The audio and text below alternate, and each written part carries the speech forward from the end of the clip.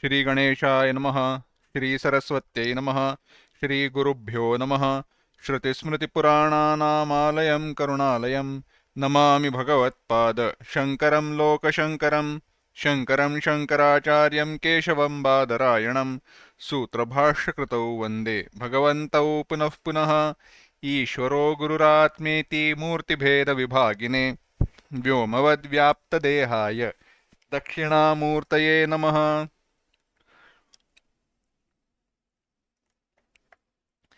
योऽन्तः प्रविश्य मम वाचमिमां प्रसुप्तां सञ्जीवयत्यखिलशक्तिधरस्वधाम्ना अन्यांशहस्तचरणश्रवणत्वगादीन् प्राणान्नमो भगवते पुरुषाय तुभ्यम्। वंशीविभूषितकरान्नवनीरदाभात् पीताम्बरादरुणबिम्बफलाधरोष्ठात् पूर्णेन्दुसुन्दरमुखादरविन्दनेत्रात् कृष्णात् परं किमपि तत्त्वमहं न जाने। सर्ववेदान्तसिद्धान्तगोचरं तमगोचरं गोविन्दं परमानन्दं सद्गुरुं प्रणतोऽस्म्यहम्।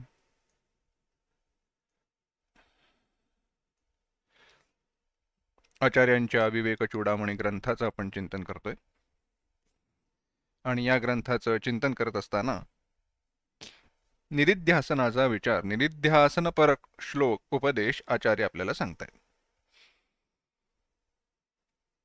आजच्या त्या चिंतनाला पुढे नेण्यापूर्वी 255 तो 258 हे श्लोक एकदा एकत्र म्हणूया.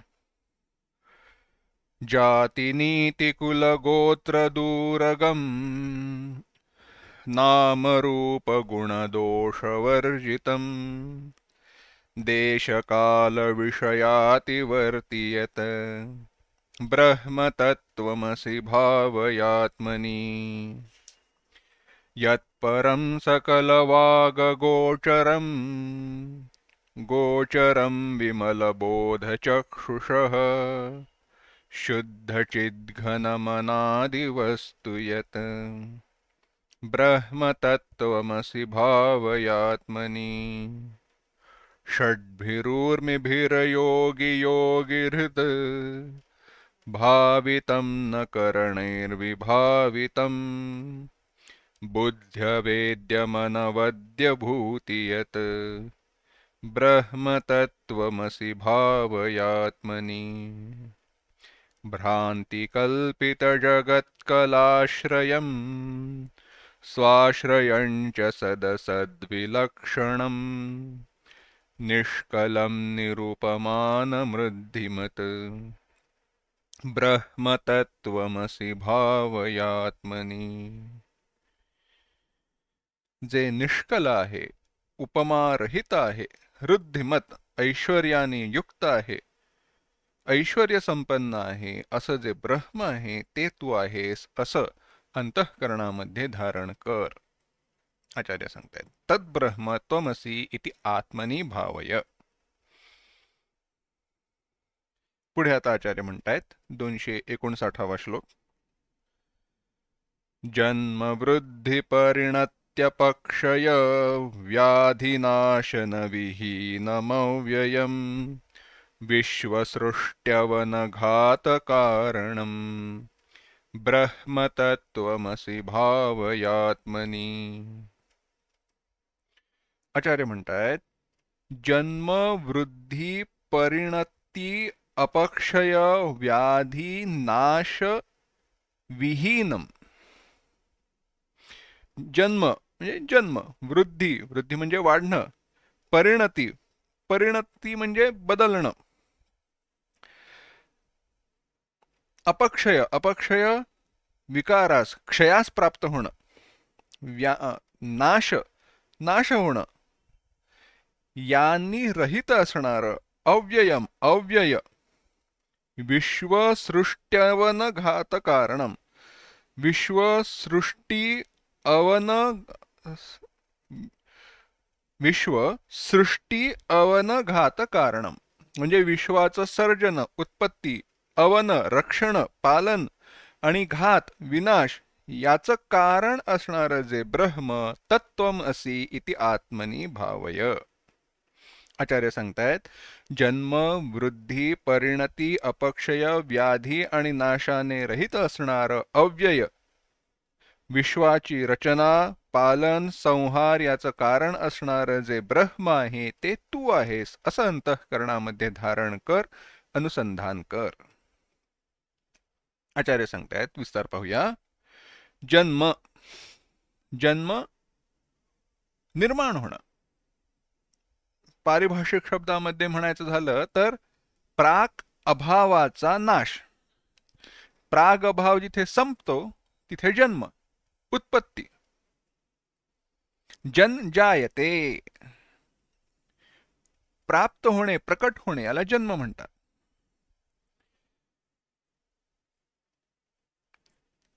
असं आता जन्म कोणत्याही वस्तूचा असू शकतो. प्रत्येक वस्तूची उत्पत्ती झाली की तो जन्म मानायचा. म्हणजे एखाद्या सजीव प्राण्याचाच जन्म असं नाही, कल्पनेचाही आपण जन्म म्हणतो ना व्यवहारात. उत्पन्न होणं, आधी नव्हती आता उत्पन्न झाली, व्यवहार्य झाली, व्यवहार्यता आली त्याच्या ठिकाणी, आणि आता व्यवहारास प्राप्त नाही, अव्यवहार्य, विनाश. असं उत्पत्तीस प्राप्त होणं म्हणजे जन्म. पुढे म्हणतायत, हा स्थितिरूप द्वितीय विकार आहे. तदनंतर कालिक स्थिते हे उपलक्षणम. काय आहे तर 6 विकार सांगितलेत. यास्काचार्यांनी निरुक्तामध्ये विकारांचं लक्षण करत असताना 6 विकार सांगितलेत. काय आहेत? अस्ति, जायते, वर्धते, विपरिणमते, अपक्षीयते, विनश्यति. अस्ति असते, मग जायते, जायते अस्ति असाही क्रम आहे. जन्माला आल्यानंतर अस्ति राहते, स्थिती आहे त्याची.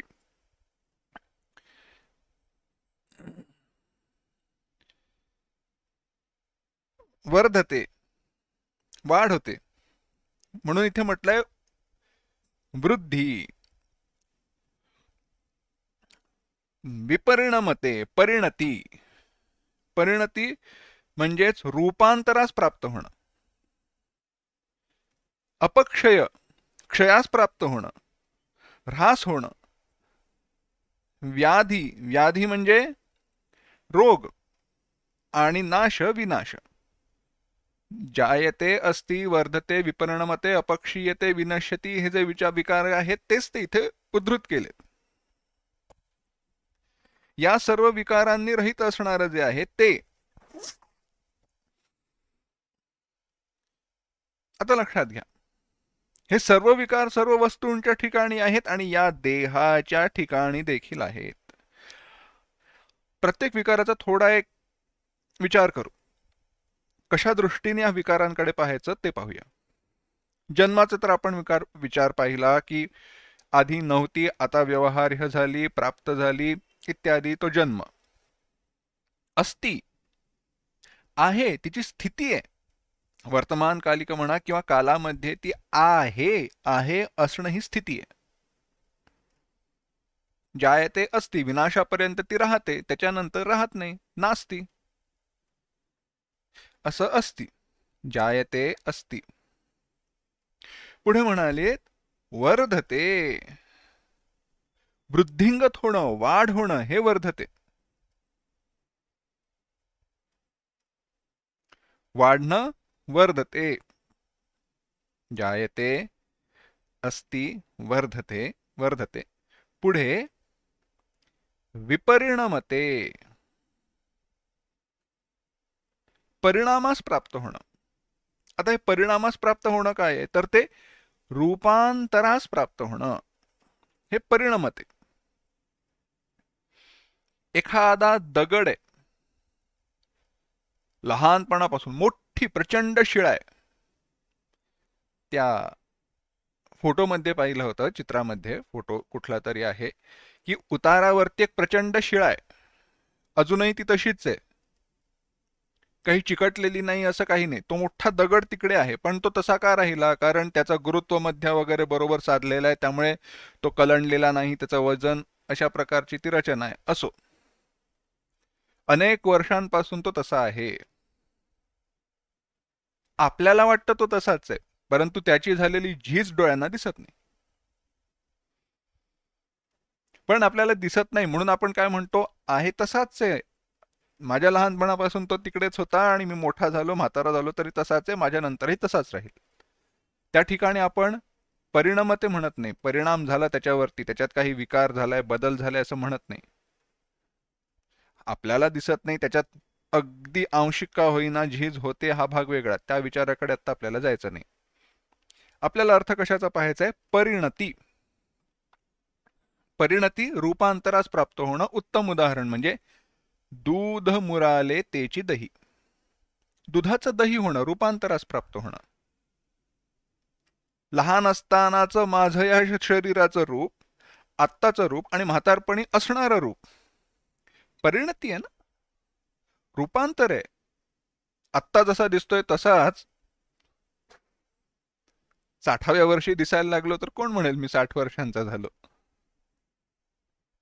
असो, विनोदाचा भाग सोडा, परंतु हे असं आहे, परिणती रूपांतरास प्राप्त होणं. आणि सर्वत्र आपल्याला दिसतं, जग सतत बदलतंय, तरी देखील त्याच्यामध्ये आपण एखादी सातत्य एकसारखी असणारी गोष्ट शोधतो, हा भाग वेगळा. आणि ती चुकीच्या ठिकाणी शोधतो, हा नंतरचा प्रकार. पण परिणती, परिणमते. पुढे म्हणाले अपक्षय, ऱ्हास होणं. हा अपक्षय. अपक्षय वेगवेगळ्या प्रकारचा असू शकतो. म्हणजे कसं, डोळे आहेत तसेच आहेत. काय आहेत? डोळे आहेत तसेच आहेत, पण त्यांची पाहण्याची मर्यादा, शक्ती कमी झाली. अपक्षय. आता म्हणाल की नाही, असं कसं, डोळ्यामध्ये बदल झाला, ठीक आहे, विकार झाला. हात आहे तसाच आहे, पण आता त्याच्यामध्ये शक्ती कमी झाली. हा अपक्षय. क्षर होणं, क्षय होणं. आता इथे रूपांतरापत्ती नाही आहे, तशीच आहे वस्तू. आता काही माझा हात आखूड झालेला नाही, पण त्याची शक्ती कमी झाली, क्षयास प्राप्त होऊ लागले. आता आधी वृद्धी होती, परिणाम वृद्धीकडे होता, रूपांतरत्व होतं. आता रूपांतरत्व नाही, आता क्षय सुरू झाला. अपक्षय, ऱ्हास होणं. अपक्षयामुळे, अपक्षयामुळे, ऱ्हासामुळे विपरिणमते आपल्याला दिसून येतं, अनुभवास येतं. कुठेतरी ऱ्हास झाला, क्षय झाला म्हणून परिणाम दिसला, रूपांतरापत्ती दिसली, किंवा वृद्धी झाली म्हणून रूपांतरापत्ती दिसली. पुढे म्हणाले व्याधी, रोग, आजार. आधी आणि व्याधी दोन आहेत, मानसिक आणि शारीरिक. शारीरिक व्याधी, मानसिक आधी. आणि पुढे अत्यंत अंतिम विकार हा विनाश. त्याच्या पुढे कोणताही विकार नाही, कारण विकार होण्यासाठी ती वस्तू राहत नाही, नास्ती, याला प्राप्त होते, म्हणून विनाश. हा झाला विनाश. तर विनाशास प्राप्त होणं, या विकारांनी, या 6 विकारांनी रहित, विहीनम, जन्म वृद्धी परिणत्य पक्षय व्याधिनाश विहीनम. या 6ही विकारांनी रहित असणार जे आहे ते. आता गंमत अशी आहे, हे निदिध्यासन चालू आहे, त्यामुळे असं काय हे शोधायचं नाही. केवळ यांचं, या विधानाचं स्मरण झालं असता, गणन केलं असता, केवळ म्हटलं असता, लक्षात आलं पाहिजे की मी स्थूल सूक्ष्म कारण शरीरात व्यतिरिक्त पंचकोशातीत सन अवस्थात्रय साक्षी जो घडाघडा घडाघडा केवळ बुद्धीने नव्हे, त्या ठिकाणी सगळ्या त्या विकारांचा अपसर म्हणजे हे दूर केले पाहिजेत, ते विकार विनाश झाला पाहिजे, ते दूर झाले पाहिजेत. जन्म वृद्धी परिणत्य पक्षय व्याधिनाश विहीनम हे म्हणत असताना मी हे स्थूल शरीर नाही, कारण त्याला जन्माधिका आहेत. मन सारखं बदलत असतं, त्यामुळे ते मन मी नाही, प्राण नाहीत. प्राणांच्या ठिकाणी जडत्व आहे, विकारित्व आहे. नैवात्मायम प्राणमयो वायू विकारः, विकारहीन, त्यामुळे प्राण नाही. हे पटापट अगदी क्षणार्धात अंतःकरणामध्ये या वृत्ती निर्माण होऊन त्या त्या गोष्टीचा निराश झाला पाहिजे. कारण निदिध्यासनामध्ये आपण काय करतोय, निदिध्यासनामध्ये आता हे काय, ही कारण मीमांसा निदिध्यासनात करायची नाही. निदिध्यासनामध्ये ह्या सगळ्या विकारांना दूर करून, कारण या विकारांच्या ठिकाणी आपली आत्मत्व बुद्धी ममत्व बुद्धी आहे, ती आपण दूर करतोय वासनांमुळे का असेना.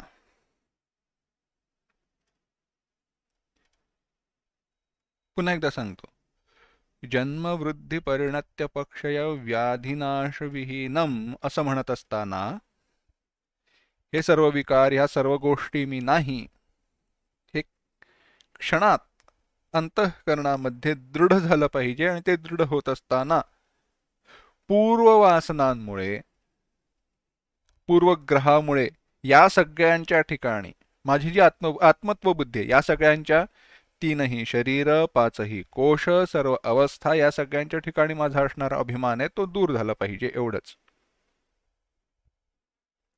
अनात्मनी आत्मत्व बुद्धी जगती सत्यत्व बुद्धी दूर करण्यासाठी हे अनात्मनी आत्मत्व बुद्धी, हा अनात्मा, हे शरीर, स्थूल शरीर, सूक्ष्म शरीर, कारण शरीर अनात्मा आहे, ते मी आहे असं जे मला वाटतं, ते दूर करण्यासाठी लक्षण सांगितलं. पुढे म्हणाले, असा जो आहे तो आणि या 6 विकारांनी रहित असल्यामुळे विहीनम, म्हणून म्हणाले अव्ययम. ते काय, अव्यय, व्ययरहित. व्यय म्हणजे काय, आपण म्हणतो ना संपत्तीचा व्यय.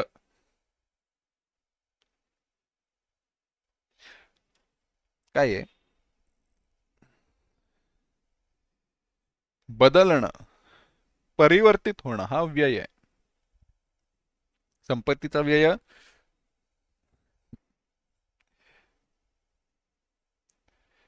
शब्दाचे व्यवहारामध्ये आलेले अर्थ, आणि तो अर्थ का आला याचा विचार केला तर अनेक शब्दांचे अर्थ आपल्याला नव्याने प्राप्त होतात. संपत्तीचा व्यय करू नको म्हणजे काय, वाया घालवू नको, खर्च करू नको असा आपण अर्थ करतो. पण व्यय म्हणजे काय, परिवर्तन. संपत्ती दुसऱ्या अनाठाई अयोग्य वस्तूंमध्ये परिवर्तित करू नको, हे सांगण्यासाठी व्यय करू नको असं सांगितले.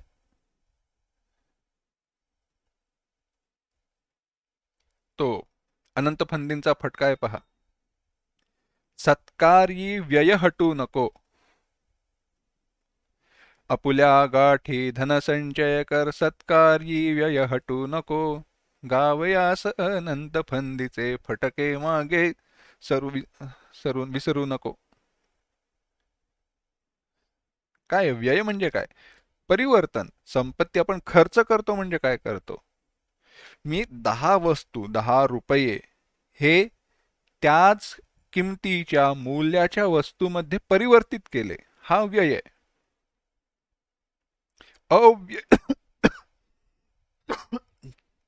अव्यय परिवर्तन रहित. ज्या ठिकाणी परिवर्तन नाही ते. आता मारुतीच्या वाढत्या शेपटासारखं या विचाराला अजून वाढवायचं म्हटलं तर आपल्याला बऱ्याच गोष्टी सांगता येतील. जेव्हा परिवर्तनाचा विचार आला तेव्हा मास कॉन्स्टंट, जगातील ते सगळं काही तसंच राहतं, फक्त एक वस्तू दुसऱ्या वस्तूमध्ये परिवर्तित होते, हा विचारही तिकडे घेता येऊ शकतो. माया माया परिवर्तित झाली, मायेचा व्यय जगद्रूपाने झाला, या ठिकाणी आपल्याला विचाराची धारा नेता येऊ शकते. आणि तिकडे अव्यय म्हटलंय त्यामुळे माया नाही हे आपल्याला म्हणता येऊ शकतं. त्याच वेळेला व्यय, खर्च, परिणती, परिवर्तन, स्वतःहून परत्र हा विचार करता येतो. ब्रह्म कसं आहे म्हणाले, 6 विकारांनी रहित असल्यामुळे त्या ठिकाणी परिवर्तन नाही. इतकं ब्रह्म घेतलं, इतकं ब्रह्म तसंच ठेवलं, इतक्या ब्रह्मापासून जग निर्माण केलं, असं काही त्या ठिकाणी नाही. विकाररहित, जे सतो वा परतो वा न व्येती, स्वतःहून किंवा परनिमित्ताने ज्याच्या ठिकाणी परिवर्तन नाही, व्यय नाही, विकार नाही, असं अव्यय, नाश असं अव्यय. पुढे म्हणालेत अव्यय म्हणजेच नाशरहित, नित्य. याच्यानंतर म्हणतायत विश्वसृष्ट्यवनघात कारणम. विश्वसृष्टी अवनघात, विश्वाची सृष्टी म्हणजेच उत्पत्ती, स्थिती आणि लय याचं कारण असणार. यतो वा इमानि भूतानि जायन्ते येन जातानि जीवन्ति यत्प्रयन्त्यभिषं विशन्ति तद्विजिज्ञासस्व तद्ब्रह्मेति. तैत्तिरीयाने सांगितलं, यतो वा इमानि भूतानि जायन्ते, जयापासून सकळ महिमंडळ हे झाले, ज्याच्यापासून यतो वा इमानि भूतानि जायन्ते, भूतानि भूतजातानि भावितानि, जी जन्मास येतात ती सर्व भूत. आणि भूत म्हणत असताना सजीव घ्या निर्जीव घ्या, कारण उत्पत्तीस प्राप्त झाले, ते सर्व काही ज्याच्यापासून निर्माण झालं. येन जातानी जीवंती, ज्याच्या असण्याने आश्रयाने राहतात. यत्प्रयंत्यभिसंविशन्ति, आणि ज्याला प्राप्त होऊन विनाशास प्राप्त होतात, किंवा विनाश झाल्यानंतर ज्याला प्राप्त होतात, ते जन्माद्यस्य यतः, जन्म आदि येषाम ते. जन्मादि, जन्मादि म्हटल्यानंतर जन्म स्थिती भंग, म्हणून जन्म स्थिती भंग आदि. यतः, ज्याच्यापासून जन्म स्थिती आणि भंग, जन्म आहे उत्पत्ती आहे, स्थिती पालन आश्रय रक्षण आहे, आणि ज्याच्यामध्ये विनाश आहे, असं जे ते ब्रह्म. पण ते कसं आहे, अविकारी अव्ययमय झालं कसं? मायेचा खेळ, अध्यारोप. अधिष्ठान रूपाने साक्षी रूपाने ब्रह्म नित्य आहे, केवळ ते सत्ता देत. देत म्हणजे काय, आपण घेतो अध्यासामध्ये. असं जे आहे ते ते ते ब्रह्म तू आहेस असं जाण. थोडा इथे एक अजून विचार करू, लक्षात घ्या. जन्मस्थितीभंगाचा, उत्पत्ती स्थितीलयाचा ज्या वेळेला विचार येतो, त्यावेळेला जगाच्या ठिकाणी ब्रह्मबुद्धी निर्माण होण्यासाठी त्याचा निर्देश केलेला आहे. आपण पहिल्या चरणामध्ये विचार करत असताना, पहिल्या 2 चरणांचा विचार करत असताना, जन्मवृद्धी परिणत्य पक्षय व्याधिनाश विहीनम अव्ययम हे सांगत असताना, ह्या शरीराधिकांच्या ठिकाणी म्हणजे माझ्या ठिकाणी हा जो मी आहे, त्या ठिकाणी असणारी जी अनात्म बुद्धी आहे, अनात्म बुद्धी म्हणजे अनात्मनी आत्मबुद्धी, हा मी, जे काही अनात्म पदार्थ आहेत त्यांचा संघात समूह आहे, तो मी असं जे मला वाटतं, म्हणजे स्थूल शरीर असेल, सूक्ष्म शरीर असेल, कारण शरीर असेल, सर्व काही असं जे मला वाटतं ना, त्याचा नाश, ते दूर करण्यासाठी सांगितलं जन्मवृद्धी इत्यादी. पण हे जग मला सत्य वाटतं, मी ब्रह्म आहे आणि जग असू दे सत्य, असं होऊ नये. कारण आपला अहंकार आपल्याला अत्यंत सहजतेने फसवू शकतो. म्हणून या जगाच्या ठिकाणी असणारी सत्यत्व बुद्धी दूर होऊन त्या ठिकाणी ब्रह्मत्व बुद्धी येण्यासाठी म्हणून म्हणाले विश्वसृष्ट्यवन घात कारणम. हे विश्व अनुभवास येणारे जे जग आहे ते जग ब्रह्मावरती आरोपित आहे, अध्यारोपित आहे आणि त्यामुळे ब्रह्म याचं अभिन्न निमित्त उपादान कारण असल्यामुळे हे जग दुसरं तिसरं काही नसून ब्रह्मच आहे. कारण ज्याच्यापासून जन्म, ज्याच्यामुळे स्थिती आणि ज्याच्यामध्ये लय, ती वस्तू सत्य असते, बाकी मिथ्या. म्हणून आधी मृत मातीचं उदाहरण देताना म्हणाले मृत्तिकेत्येव सत्यम वाचारंभणम विकारो नामधेयम. मातीपासून मडकी उत्पन्न झाली, मातीमुळे मडक्यांची स्थिती आहे आणि मातीमध्ये त्यांचा विनाश आहे. म्हणून मडकी दुसरं तिसरं काही नसून माती आहे. मातीची भांडी दुसरं तिसरं काही नसून मातीचे. सोन्याचे अलंकार दुसरं तिसरं काही नसून सोनच आहे. लोखंडाची अवजारं दुसरं तिसरं काही नसून लोखंडच आहे. त्याप्रमाणे सतापासून उत्पन्न झालेलं हे जग, सतामुळे ह्याची स्थिती आहे, सतामध्येच त्याचा विनाश आहे. त्यामुळे हे जग, ही सृष्टी दुसरं तिसरं काही नसून सत ब्रह्मच आहे. ते ब्रह्म तू आहेस असं तू अंतःकरणामध्ये अनुसंधान कर, जाण, असं आचार्य आपल्याला या श्लोकातनं सांगतायत. मी आणि हे जग या दोन्हीच्या ठिकाणी ब्रह्म जीव ब्रह्म ऐक्य बुद्धी ते आचार्य आपल्याला करण्यास सांगतायत. अजून आपल्याला निरिध्यासनाचा उपदेश आचार्य करणार आहेत, परंतु तो विचार आपण पुढील पाठात पाहू. ओम असतो मा सद्गमय तमसो मा ज्योतिर्गमय मृत्योर्मा अमृतंगमय. ओम शांति शांति शांति. हरि ओम. श्री गुरुभ्यो नमः. हरि ओम.